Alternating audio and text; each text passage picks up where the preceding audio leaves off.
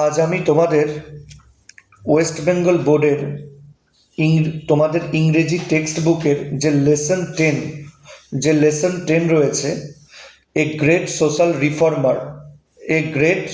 Reformer এর মানেটা কি?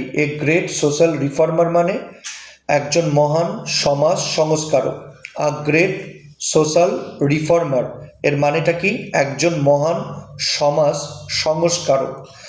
এখানে গ্রেট মানে মহান, সোশ্যাল মানে সমাজ, সোশ্যাল মানে কি? সমাজ, অ্যান্ড রিফর্মার মানে মানে সংস্কারক। রিফর্মার মানে কি?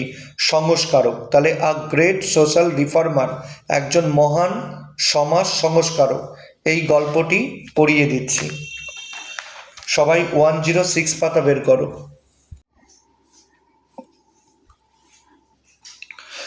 শি ইজ, সবাই তাহলে 106 পাতাটা দেখো। শি ইজ বেগম রোকেয়া, তিনি বেগম রোকেয়া। শি ইজ বেগম রোকেয়া মানে তিনি বেগম রোকেয়া। আর রিমার্কেবল ওম্যান, একজন অসাধারণ নারী। আর রিমার্কেবল ওম্যান মানে একজন অসাধারণ নারী। হুজ এফোর্টস, যার প্রচেষ্টায়, যার প্রচেষ্টায় considerably change the state of female education in Bengal, বাংলায় নারী শিক্ষার অবস্থার ব্যাপক পরিবর্তন ঘটেছিল।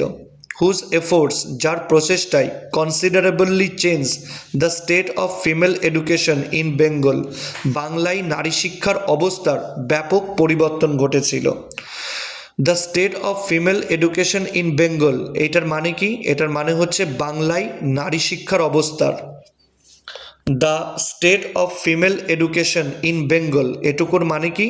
বাংলায় নারী শিক্ষার অবস্থার। আর কনসিডারেবলি মানে ব্যাপক বা উল্লেখযোগ্যভাবে। কনসিডারেবলি মানে ব্যাপক বা উল্লেখযোগ্যভাবে। আর চেঞ্জ মানে কি? পরিবর্তন ঘটেছিল। তাহলে কনসিডারেবলি চেঞ্জ মানে কি? উল্লেখযোগ্যভাবে পরিবর্তন ঘটেছিল, বা বলতে পারো ব্যাপক পরিবর্তন ঘটেছিল। আর full name was Begum Rokeya Sakhawat Hossain, তার পুরো নাম ছিল বেগম রোকেয়া সাখাওয়াত হোসেন।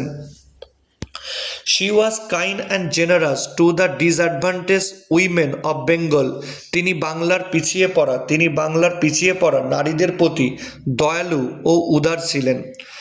তাহলে she was kind and generous to the disadvantage women of Bengal, তিনি বাংলার পিছিয়ে পড়া নারীদের প্রতি দয়ালু ও উদার ছিলেন। ডিসঅ্যাডভান্টেজ মানে পিছিয়ে পড়া, জেনারাস মানে উদার। ডিসঅ্যাডভান্টেজ মানে পিছিয়ে পড়া, জেনারাস মানে কি? উদার। আর কাইন্ড মানে কি? দয়ালু। তাহলে she was kind and generous to the disadvantage women of Bengal, তিনি বাংলার পিছিয়ে পড়া নারীদের প্রতি দয়ালু ও উদার ছিলেন। And extended her helping hand to the poor and the helpless, এবং দরিদ্র ও অসহায় মানুষদের প্রতি সাহায্যের হাত বাড়িয়ে দিয়েছিলেন। অ্যান্ড এক্সটেন্ডেড মানে কি? বাড়িয়ে দিয়েছিলেন। হেল্পিং হ্যান্ড মানে সাহায্যের হাত। হেল্পিং হ্যান্ড মানে কি? সাহায্যের হাত। তাহলে and extended her helping hand to the poor and the helpless, এবং দরিদ্র ও অসহায় মানুষদের প্রতি সাহায্যের হাত বাড়িয়ে দিয়েছিলেন। She was the pioneer in setting up a school for the poor Muslim girls of Bengal. আচ্ছা, এর আগের লাইনে না, হেল্পলেস মানে ছিল অসহায়, হেল্পলেস মানে অসহায়, আর এক্সটেন্ডেড মানে কিন্তু বাড়িয়ে দিয়েছিলেন। এবার দেখো, she was the pioneer in setting up a school for the poor Muslim girls of Bengal.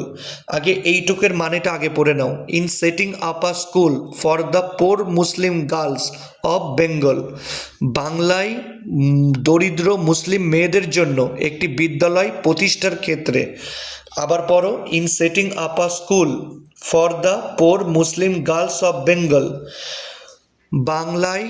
বাংলার দরিদ্র মুসলিম মেয়েদের জন্য একটি বিদ্যালয় প্রতিষ্ঠার ক্ষেত্রে শি ওয়াজ দ্য পায়োনিয়ার, তিনি ছিলেন দিশারি। শি ওয়াজ দ্য পায়োনিয়ার মানে তিনি ছিলেন দিশারি। পায়োনিয়ার মানে দিশারি বা পথ প্রদর্শক। পায়োনিয়ার মানে দিশারি বা পথ প্রদর্শক। She strongly believed in the need of modern education for women. তিনি নারীদের আধুনিক শিক্ষার প্রয়োজনীয়তা সম্পর্কে দৃঢ়ভাবে বিশ্বাসী ছিলেন। She was strongly believed in the need of modern education for women. আগে এইটুকু পড়ো, in the need of modern education for women. নারীদের আধুনিক শিক্ষার প্রয়োজনীয়তার ক্ষেত্রে, নারীদের আধুনিক শিক্ষার প্রয়োজনীয়তার ক্ষেত্রে she strongly believe, আচ্ছা আর একসাথে পড়াচ্ছি, হ্যাঁ, she strongly believe in the need of modern education for women. তিনি নারীদের আধুনিক শিক্ষার প্রয়োজনীয়তা সম্পর্কে দৃঢ়ভাবে বিশ্বাসী ছিলেন। আবার পড়ো এইটুকু, in the need of modern education for women. তিনি নারীদের আধুনিক শিক্ষার প্রয়োজনীয়তা সম্পর্কে in the need of modern education for women মানে কি, নারীদের আধুনিক শিক্ষার প্রয়োজনীয়তা সম্পর্কে শি স্ট্রংলি বিলিভ, তিনি দৃঢ়ভাবে বিশ্বাসী ছিলেন। শি স্ট্রংলি বিলিভ মানে তিনি দৃঢ়ভাবে বিশ্বাসী ছিলেন।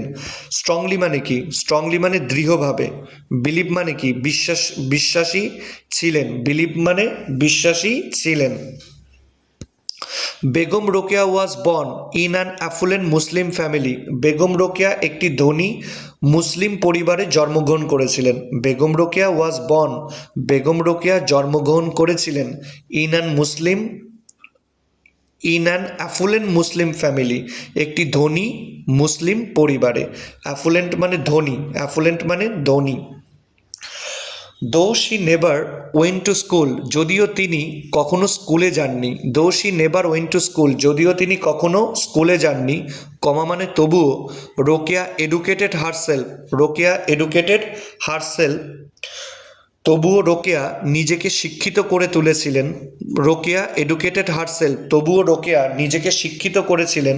Through her own interest and efforts, তার নিজের আগ্রহ ও প্রচেষ্টার দ্বারা। Through her own interest and efforts, তার নিজের আগ্রহ এবং প্রচেষ্টার দ্বারা বা প্রচেষ্টার মাধ্যমে। থ্রু মানে কিন্তু মাধ্যমে, ইন্টারেস্ট মানে কি আগ্রহ, ইন্টারেস্ট মানে আগ্রহ, এফোর্টস মানে কি প্রচেষ্টা, এফোর্টস মানে কি প্রচেষ্টা, আর দো মানে যদিও, দো মানে যদিও। তাহলে লাইনটা আরেকবার পড়াই, দেখো।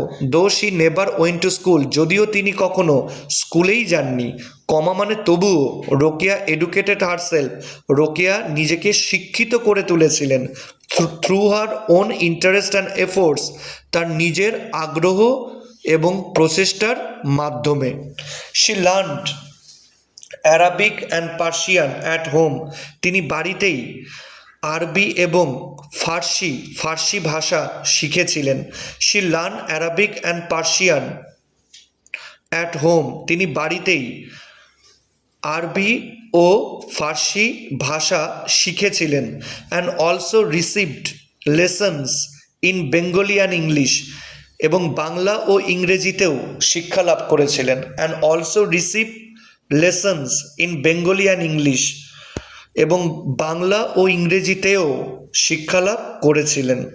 Some great books written by her both in Bengali and English, আগে এইটুকু পড়ে নিতে হয়, both in Bengali and English, বাংলা ও ইংরেজি উভয় ভাষায়, আগে এইটুকু পড়ো, both in Bengali and English, বাংলা ও ইংরেজি উভয় ভাষায়।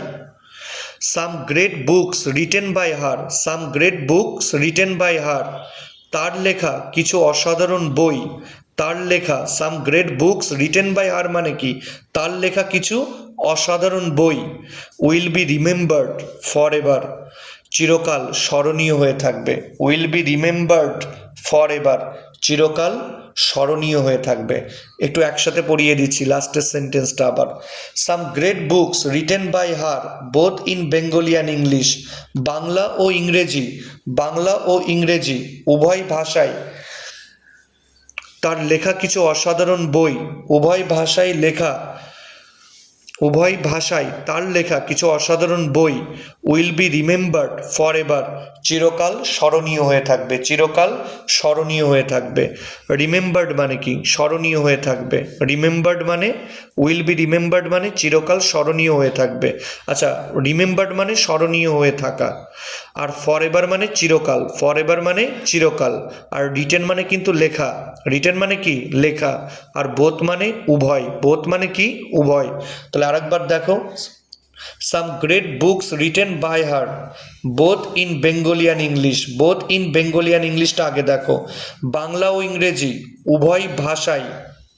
Some great books written by her, তার লেখা কিছু অসাধারণ বই will be remembered for ever, চিরকাল স্মরণীয় হয়ে থাকবে, চিরকাল স্মরণীয় হয়ে থাকবে।